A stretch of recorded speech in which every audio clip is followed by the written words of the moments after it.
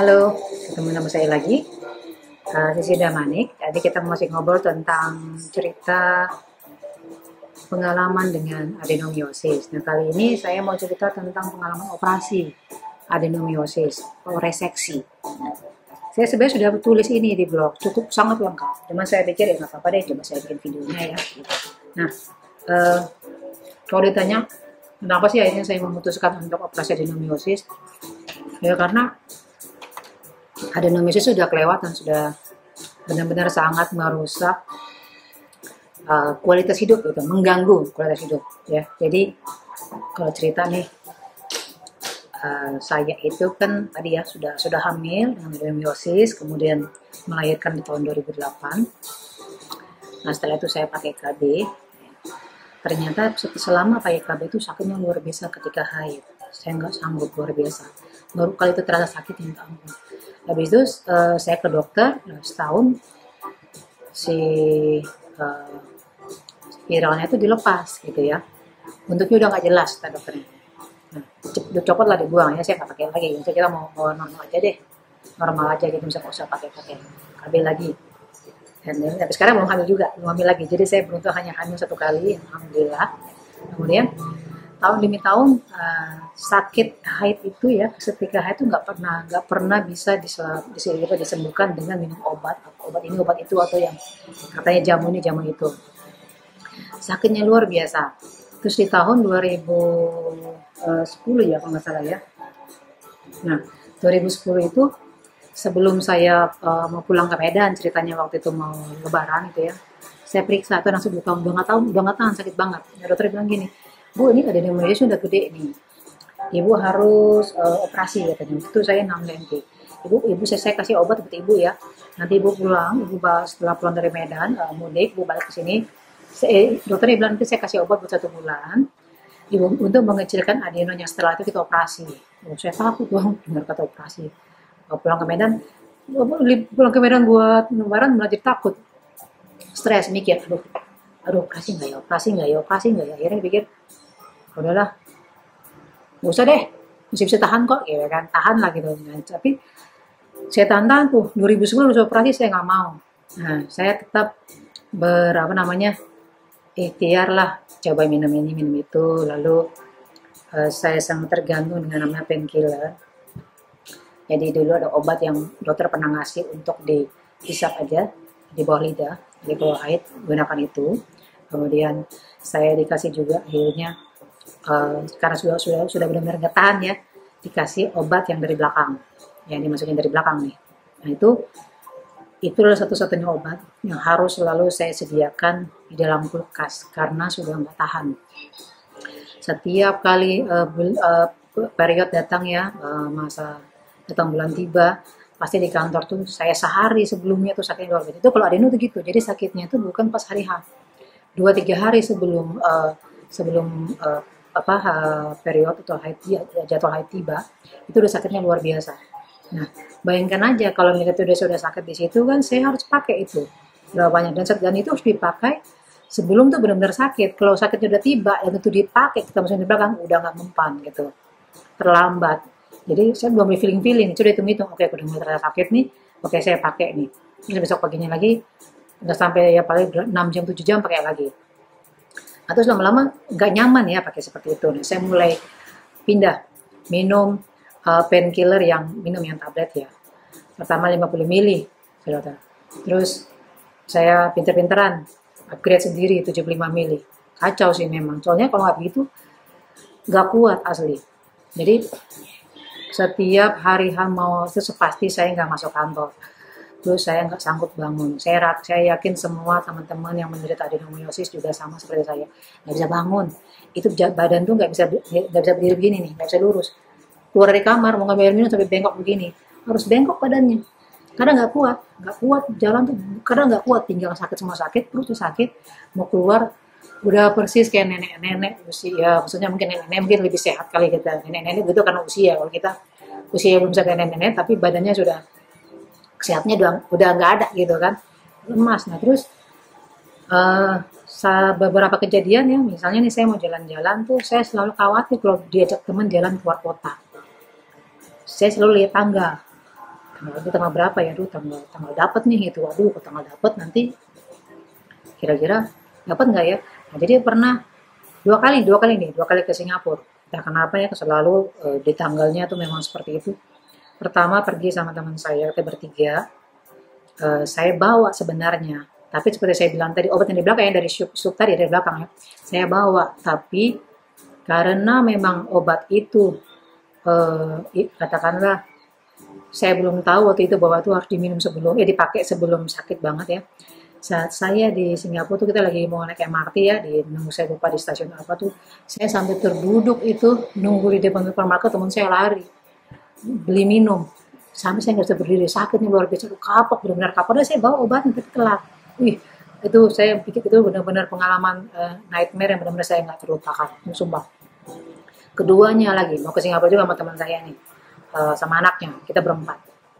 Itu di bandara ya, sebelum berangkat saya udah deg-degan nungguin terus gitu, ini pas lagi dapat entah kenapa pas mau berangkat tuh maju kan, kalau head gitu ya maju dia.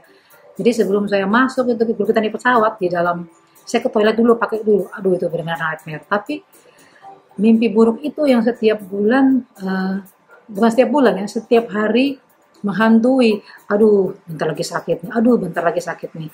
Dan adenomiosis ini bikin berantakan. Mulai berantakannya adalah haid itu sangat tidak teratur gitu ya.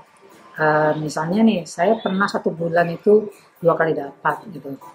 Jadi ketika di bulan puasa kita bolongnya banyak sampai 10 hari, 15 hari karena baru puasa sebentar ya kan udah dapat lagi gitu. Nah, akhirnya peristiwa-peristiwa ini saya udah mulai mikir nih, kayaknya udah nggak benar deh. Saya masih waktu itu belum 40 ya, kepikir nih harus benar-benar nih, ini penyakit nggak boleh simpan-simpan. Ngapain simpan-simpan? Emang nyimpan duit itu, nyimpan emas boleh, nih penyakit simpan gitu kan. Lalu oh ya satu lagi nih, setiap saya ke dokter medical check up gitu sama dokter di rumah sakit atau di klinik dimanapun, biasanya dokter periksa nih. Setiap tes darah pertama, setelah itu saya dipanggil dan selalu di dokter memandang saya itu dengan khawatir. Bu, Ibu ada ini HB-nya rendah sekali. Jadi HB saya itu selama bertahun-tahun tidak pernah dalam kondisi normal, bertahun-tahun.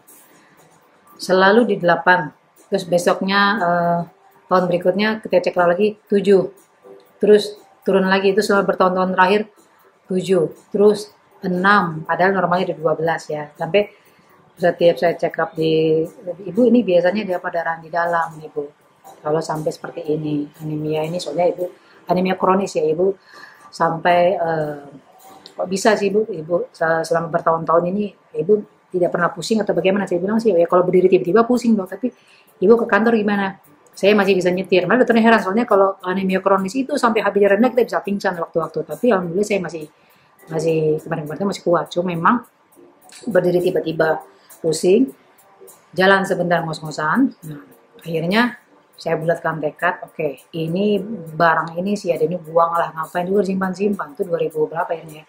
2015 akhir saya mulai mantapkan niat, mulai operasi gitu ya. Terus saya mulai check up dulu di 2015 akhir.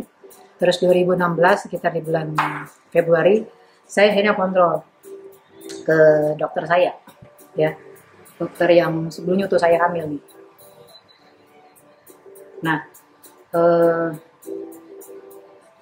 sebentar. Nah, jadi itu di Februari itu saya memang visit ke dokter saya di Rumah Sakit Bunda. Jadi waktu itu kalau ditanya kenapa sih saya nggak cari dokter lain yang katanya spesialis khusus ini, kenapa ke beliau? Karena saya ganti-ganti dokter, saya takut nanti ngeriwayatnya ngulang lagi gitu ya kan. Setiap dokter pasti punya diagnosa atau suggestion yang berbeda untuk setiap pasien. Nah, saya datang lagi ke situ. Saya kasih tahu, dok, ini saya sakit banget nih dok, bla bla bla gini. Akhirnya dokter periksa ulang, dan di situ adeno saya sudah 10 cm. Ini saya nggak ngerti 10 cm mana ya, segini pokoknya segini kali ya, gitu ya. Nah, terus dia bilang, oke dok, apa katanya, oke, ibu harus ada 2 cara ya katanya, 2 tindakan yang saya bisa lakukan untuk pengangkatan adenomiosis. Nah, yang pertama adalah pengangkatan rahim secara keseluruhan. dokter saya suruh milih. Kedua adalah tindakan reseksi, hanya dikikis saja nih. Di kayak kalau kelapa dikerok lah, itu bayang saya ya, dikerok, dibuang supaya nanti rahimnya bersih lagi. Dan kalau rahim bersih udah sehat, berarti diharapkan bisa tercipta kehamilan lagi gitu. Itu dokternya. Akhirnya saya pikir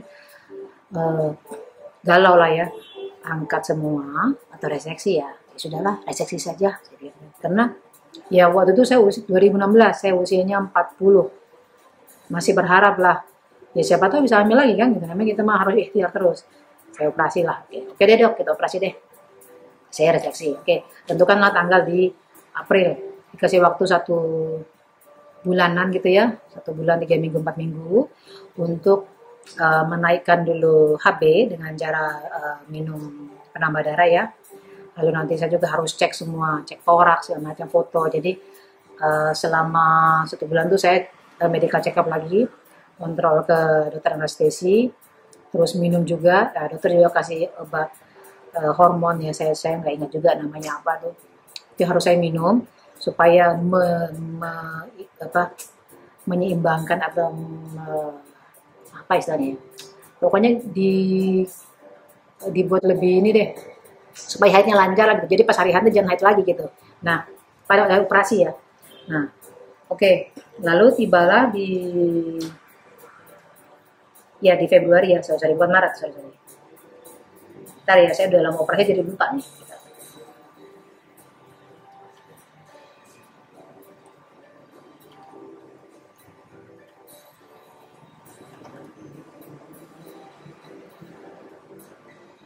Oke, betul. Jadi saya akhirnya jadwal operasi 11 April. Nah, hari Sabtu, nah ya, jadwalnya dari dokter hari Sabtu saya harus datang ke rumah sakit untuk inap dulu. Dicek semua lah, cek dalam kondisi pasien ready buat operasi. Saya datanglah hari Sabtu. Saya datang udah bawa koper, saya nyetir sendiri. Biasa lah, dari dulu semua sendiri. Ke rumah sakit, masuk ke kamar. Sempat juga waktu itu di rumah sakit dibilang, di rumah sakit Bunda ya, Menteng, dibilang, Bu ini tidak ada kamar nih, ada kamar yang lebih upgrade. Dia bilang, saya nggak mau sus, saya sudah booking dari, kan saya sudah booking dari beberapa bulan lalu nih, sebulan lalu lah. Saya sudah booking di kamar ini karena saya mau operasi, harus sudah ada bang. Untuk apa saya kamarnya mahal-mahal katanya, orang mau ngangkat penyakit kok, bukan mau menyambut bayi. Saya tetap nunggu situ. Akhirnya ada juga, ya dia bilang harus tungguin kali ya baru ada kamarnya ya. Ya kamarnya harus sesuai dengan, karena kan saya direimburse ke kantor, jadi saya tetap meminta supaya kamar ya harus sesuai covernya. Jadi kalau saya harus nambah nggak terlalu banyak gitu. Nah, oke lah, masuklah saya ke kamar tuh hari Sabtu, periksa semua sama susternya, lalu diperiksa HB-nya. Ternyata sebelum hari Sabtu tuh saya sudah haid lagi. Aduh, saya udah stres lah. Gimana sih kok udah mau operasi tanggal 11 kok haid lagi, caranya nih. Nah, terus saya dibilang mana dok, saya tetap operasi nggak ya? Soalnya haid lagi. Nah, terus dokter bilang nggak apa-apa bu, tetap operasi, masalah. Terus oh ya kan kita orang-orang nggak ngerti ya, berarti oke deh operasi. Ya udah, jadi di hari Sabtu itu saya ke rumah sakit, diperiksa semua, tensi, periksa HB saya, walaupun saya sudah dikepin obat penambah darah, tetap masih 6. Akhirnya transfusi, dicarilah keliling mencari transfusi darah ya. Akhirnya di minggu malam saya kalau nggak salah 3 kantong, cuma dapat 3 kantong, 4 kantong saya lupa. Nah, ketika ditambah transfusi darah tuh ya, beda banget nih jari di telapak tangan. Nih, dulu kan kalau waktu saya masih HB-nya 6, ini pucat semua ini, pucat. Ya, begitu di transfusi darah, aduh segar banget, merah, ini semua merah, gitu, kelihatan sehat gitu ya. Beda banget emang. Itu saya baru tahu rasa, oh ya ampun ternyata begini rasanya ya kali, jadi kayak vampir ya, minum darah, jadi makan darah kan, minum darah. Nah terus minggu malam HB diukur udah 11. Akhirnya dokter bilang, udah bu, Senin pagi kita operasi. Dimajukan, harusnya kan Senin sore, dimajukan ke Senin pagi.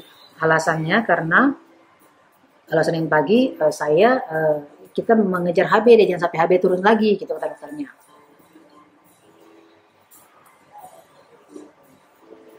Nah, ya makin deg-degan lah saya kan, aduh kok jadi dimajuin ini kan, harusnya ya salah ya kan, kita bisa deg-degan. Nah Senin pagi haid masih ada, masih banyak.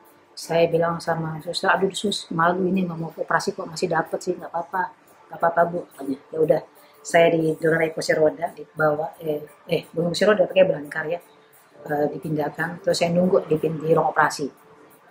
Nah, nunggu sampai dokter datang. Kebetulan waktu itu ada dokter, mungkin ada pasien lain yang mau melahirkan duluan ya, operasi duluan. Kemudian saya masuk. Nah, saya masuk itu sama dokter Rizka ya, dokter saya yang di Bunda. Kemudian saya masuk, saya lihat ternyata dokter anestesinya beda. Tadinya dokter yang periksa saya kan dokter perempuan ya, ini dokter laki-laki. Aduh, makin deg-degan dong. Aduh, ini dokter kira-kira maksud saya maaf ya, bukan meragukan ya. Aduh dokter tahu nggak riwayat saya tadi? Kemarin saya ngobrol sama dokter itu lagi, tapi kan karena berubah jadwal, ya dokter yang available saat itulah gitu kan. Ya, tapi saya ya kita percaya ya, biar percaya aja, Bismillah aja. Duduklah saya di mesin operasi ya. Tangan taruh kanan, ini taruh begini, terus sudah ini kan sudah semualah terbuka. Lalu saya lihat ke atas, oh exactly kayak di film-film itu, lampu operasinya gede. Terus saya lihat dokter saya sudah ada di situ, ada beberapa sama beberapa perawat sudah ready semua. Lalu saya menggigil karena kedinginan, karena benar-benar dingin luar biasa. Saya bilang sama dokter anestesi, dok, ibu kedinginan. Iya dok, aduh, saya sampai gini tangannya ini, nggak bisa digerakin, gini, dok, dingin banget dok. Iya sebentar ya bu, sini biar ibu nggak dingin katanya. Terus saya lihat tangan saya, dokternya mau suntik ini, dokternya gini, tiba-tiba lupa, maksudnya bukan lupa, udah hilang. Itu ingatan terakhir saya sebelum operasi, saya nggak ingat apa-apa lagi. Saya pikir pas gini, mau diapain nih dokternya? Dokter suntik kan, masukin ke dalam keret, langsung ini blok, bukan pingsan ya, tidak sadarkan diri lah karena mau operasi gitu. Udah. Nah, kira-kira keluar dari ruang operasi itu saya nggak ingat ya, pokoknya siang lah, jam 2 kayaknya. Nah terus jadi itu saya dibangunkan sama suster, disuruh pindah ke keranjang langsung gitu, suruh angkat pantat sendiri. Nah terus dari situ saya keluar ya ke kamar ya. Tunggu, emang jadi operasi itu luar biasa sakit. Sakitnya ya saya bisa bilang sih karena suruh ngangkat langsung. Kalau waktu operasi ngangkat anak kan, operasi sesar anak tidak terlalu karena langsung kita dibawa langsung ke kamar gitu ya. Nah, ini karena mungkin ngangkatnya penyakit jadi lebih kejam, disuruh ngangkat langsung, pindahin pantat sendiri. Nah, saya pindah. Nah di luar ketemu dokter nunjukin hasil operasinya itu dalam satu plastik ya, hasil adenomiosisnya. Jadi ada berapa ratus gram lah gitu. Nah itu potongannya sayatan, disayat-sayat. Jadi bukan bongkahan, sayatan. Karena dokter bilang itu sudah keras sekali seperti batu, sampai nggak bisa dikikis, itu saking keras kayak batu. Jadi masih dikikis satu-satu, dipotong-potong. Jadi kelihatan tuh kayak kita lihat kayak lemak ayam lah, potongan lemak ayam seperti itulah gitu ya. Hasil adenomiosis itu, benda itu kemudian dibawa oleh rumah sakit buat ke lab ya, untuk diperiksa apakah benar tuh jaringan adenomiosis. Itu gunanya untuk memastikan supaya operasi saya itu nanti bisa diklaim full oleh kantor ke asuransi gitu. Jadi benar-benar harus dicek ulang bahwa dia jaringan adenomiosis gitu. Oke. Sebulan kemudian, kira-kira sakit nggak ya? Sebelum operasi dokter dia bilang nih sebenarnya. Saya tanya sama dokter, dok, kalau nanti reseksi kira-kira masih sakit nggak? Dokter bilang, nggak lagi, karena sudah dikikis bersih. Tapi kan deg-degan juga, berapa enggak? Karena selama bertahun-tahun kita merasakan sakit, rasanya sulit dipercaya kalau tiba-tiba setelah operasi itu benar-benar sakitnya hilang. Nah, saya deg-degan ini 1 bulan berikutnya. Sama deg-degannya dengan seperti sebelumnya lah, tapi ini lebih deg-degan lagi. Ada pengaruh nggak? Ada ngaruhnya nggak sih operasi ini? Dan ternyata kira-kira sebulan setelah operasi, alhamdulillah tidak ada rasa sakit sama sekali. Itu pas haid, udah gitu aja keluar, udah sama sekali nggak ada sakit. Saya sampai takut juga luar biasa, ya ampun ternyata begini rasanya ya. haid tanpa rasa sakit. Rasanya tuh hampir separuh hidup, lebih dari separuh hidup itu. Kalau haid kan terlalu sakitnya luar biasa. Ini sama sekali nggak ada. Aduh, seneng banget rasanya. Rasanya luar biasa, berapa excited. Aduh, makanya saya sampai nunggu 8 bulan untuk merasakan bahwa haid ini operasi ini berhasil. Sampai akhirnya saya tulis itu di blog saya, di postingan di saya di tesusu.com. Ya. Pengalaman saya setelah reseksi, setelah 8 bulan saya tidak merasakan sakit operasi itu. Terus sebenarnya dokter bertanya, sempat bilang kemarin, tapi reseksi ini Bu, setelah nanti karena ini hanya reseksi punya di kikis nih, akarnya nggak diangkat, berarti ada kemungkinan adeno ini tumbuh lagi, tapi tergantung kepada bagaimana kita menjaga pola makan. Jadi selama kita menjaga pola makan yang baik, harusnya adeno itu akan semakin lama tumbuhnya. Tapi kalau kita tidak jaga, ya ini begitu ya, kata dokternya ya, mungkin cepat tumbuh lagi, mungkin setahun 2 tahun tumbuh. Nah normalnya bisa 3-4 tahun bertumbuh lagi. Dan saya tuh operasi tahun 2016, saya tidak merasakan sakit selama bertahun-tahun, sampai ketika di tahun 2020, awal tahun 2019 akhir sampai 2020 awal, saya udah mulai terasa lagi sakit, ternyata sudah tumbuh lagi adenomiosisnya, begitu semuanya.